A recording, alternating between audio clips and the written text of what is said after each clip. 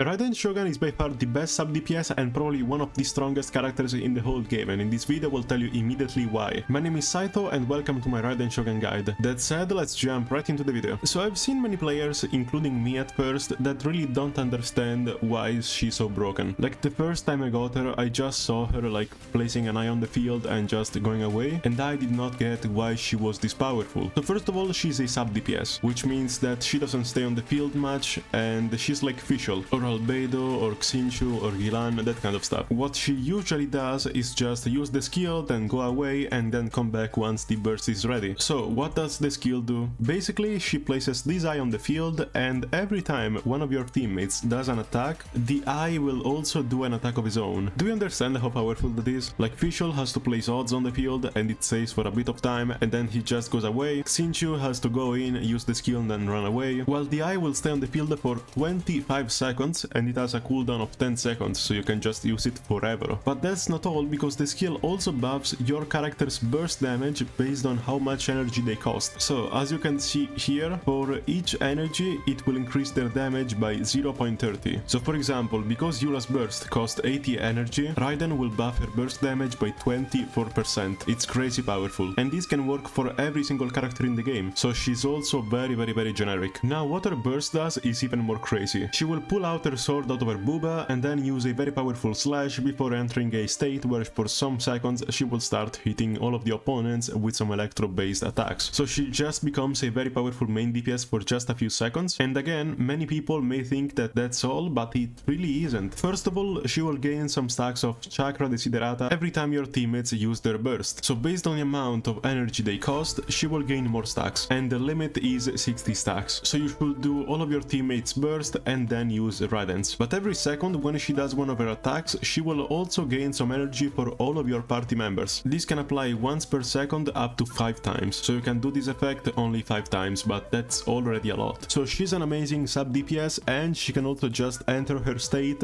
regen energy for everyone, and also deal a massive amount of damage. And also her passive talents are one of the most broken ones in the whole game. Like this one is crazy. Reach 1% above 100% energy recharge that she has, she will have 0.6% more energy regen by her burst, and she will also gain a 0.4 electro damage bonus. In other words, if you have a 200% energy recharge, which is surprisingly something that she can achieve very easily, she will have a 40% electro damage bonus just by itself, so it's like a fucking goblet, and she will also regen 60% more energy regen. And the other one is also very powerful. Every time one of your teammates gets an orb, so every time, like if you do your skill and you get some energy, she will also gain 2 resolve stacks of chakra desiderata. So not only now you can get them by using the burst, now you can also get them just by playing the game, and this means she will deal even more damage when doing her burst. So yeah, she's an incredibly solid character, and she's actually so fucking broken. I hope that you know it now. Also, let's just say quickly the priority: just burst over skill over normal attacks, because they should never be used, but these two should always, and I mean always, be upgraded. So for the weapons, the best one is of course Engulfing Lightning, which gives her a ton of energy regen and also increases her attack up to 80%, and it will also give her a 30% energy regen bonus after using the burst for 12 seconds. It's very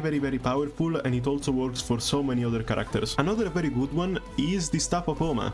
It's very powerful because it increases like the crit damage and the attack by a lot, so it's very powerful overall. But if you want a free-to-play weapon that works for her anyway, you can try the Catch. The Catch was made for her, and you can see it clearly. It increases the burst damage by 32 and also its crit rate by 12 at her 5, and it also increases the energy regen by a lot. Now how do you get this weapon? Fishing, because this is the only time you should be fishing, because fishing is completely and utterly useless in this game apart from getting this weapon. Just go search up some guides on YouTube. I don't want to waste some time just talking about fishing, but just so you know, it took me like 3 hours to do it, but it was worth it. And now I'll tell you some weapons made for Hyperbloom teams, because she's also made for Dendro teams, and there are some very powerful weapons made for her. The best option is the Keating Cross Spear. It increases her elemental mastery, and it will also give her some more energy every time you do a reaction, and it also increases her skill damage by 6%. Now this weapon is also free to play and you can just craft it, but if you wanna get the blueprint, you will have to complete the Orobashi Legacy Guide, which is very annoying, but it's worth it. And lastly, there is the Ballad of the Fjords, which increases your crit rate by 27%, and if there are 3 different elemental types in your team, so just a Dendro character, an Electro one, and a Hydro one, you will gain 120 elemental mastery points, so another very powerful weapon that you can get for your Dendro teams. So as you can see, she has so many options, and some of them are free to play, so just start fishing, man. Now the best set that she can have is of course the Emblem of Severed Fate. It's by far the best set in the whole game, and it was made for her, and it's incredibly powerful. It increases the energy regen by 20%, and it also increases the damage of your elemental burst based on your energy regen. And because Raiden is supposed to have a lot of energy regen, she is incredibly powerful with it. So of course you wanna aim to get that crit damage or crit rate on your circlet, your electro damage bonus on your goblet. I just realized how lucky I must have been to get this piece, because this shit cost like 4 of that elixir. And you should also get energy regen sense, because they are important. Even if these stats here are shit, you need that energy regen main stat, because like her entire gimmick resolves around energy regen. So if you don't have it, she's way weaker. Even if you wanna put attack over energy regen, it's bad, because now her electro damage bonus deals way less damage, and she can also regen way less energy for all of her teammates. So always aim at energy regen, because for her energy regen equals damage. The substats are also very simple: crit over energy regen over attack, and that's it. Now let's talk about her constellations. The first one is very powerful. You simply get a lot of Chakra Desiderata much faster, because you get 20% more of that every time one of your teammates use their burst, and you get a whopping 80% every time one of your Electro characters uses it. So her burst will deal even more damage way more easily, and that's it. Now the best constellation is the Sichu. It's crazy. Simply, when you use your burst, she will ignore 60% of their opponent's defense. This is absolutely insane. It deals a crazy amount of damage, it's just amazing. She can destroy any of her opponents if you have a Sichu. This is probably the strongest constellation in the whole game, I think. Now C3 and C5, you know the deal. The C4 is pretty good, now she is also a support. When you finish using your burst, she will increase the attack of all your party members by 30% for 10 seconds. This isn't that powerful honestly, because 10 seconds isn't a lot. I was expecting at least 15 or 20 seconds, so not that powerful. And the last one isn't even that powerful, honestly. It reduces the cooldown of your teammates' elemental bursts up to 5 seconds, and it's pretty nice when you look at it, but it also means that they also have to get back all of their energy. And even if she recovers a bit of energy for her teammates, it's not everything. So it's pretty good, because it makes the rotations way faster, but compared to the C2, it's not that powerful. Like the C2 is incredibly strong, and same goes for the C1. So if you want my opinion, go get the first one and the second one, because they are also the faster to achieve, and that's it. Now for the teams, this is probably the most classic team that has ever existed, and it's the International Raiden team. International always means that there is Xinchu, Bennett and Xiangling, because they are like the most powerful free-to-play supports that ever existed. Raiden makes them even more powerful because of her ability to just skip a lot of energy from their bursts. So this team is very easy to achieve if you have Raiden, as it's very free to play. But if you want something else, you can try for example Kazuha, Bennett and Kujosara, but the problem is that you will need Kujosara's C6 to make her be very powerful, because otherwise she's not that great at helping Raiden. This is simply a hypercarry team, but it will be a bit expensive, because first of all you need the C6 of Kujo, then you will also need the C2 of Raiden, because otherwise she won't be able to deal a lot of damage. So this team might be something that you want to avoid. Otherwise, another very fun team is the one that is Overload. So just go Chevreuse and Kujosara, and then if you have it, use Uemiya, but if you don't have it, maybe try Gaming.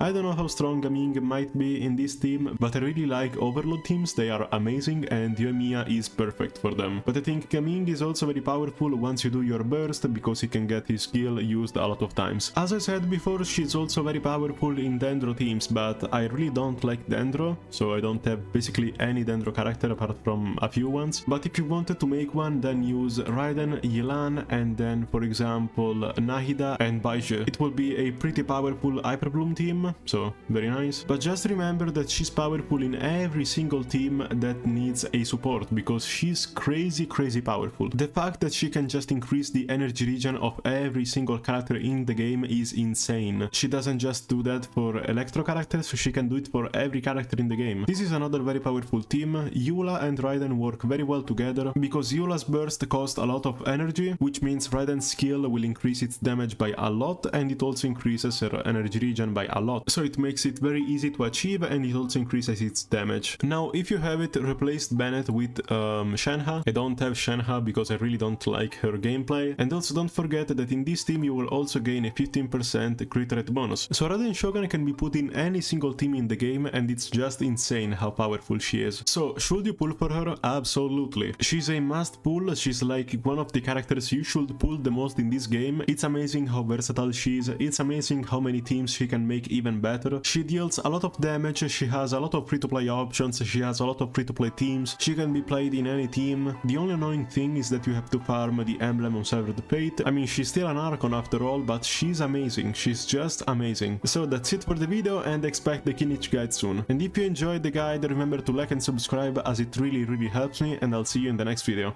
Bye!